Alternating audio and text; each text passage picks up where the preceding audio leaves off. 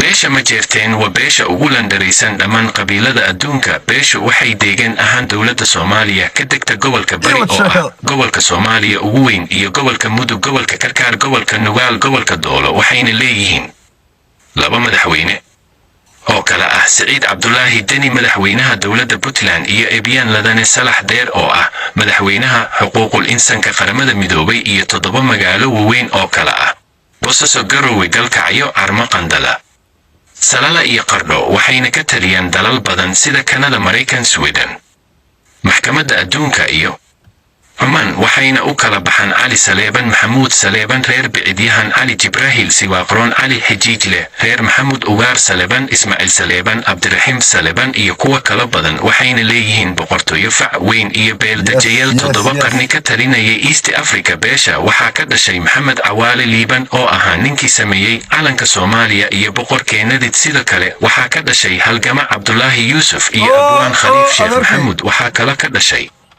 milyaneerkii ugu horeeyay East Africa Xaaji Uunlaaye iyo madaxweyne Cabdirashiid Cali Sharmake. allaha u naxariisto dhammaantood.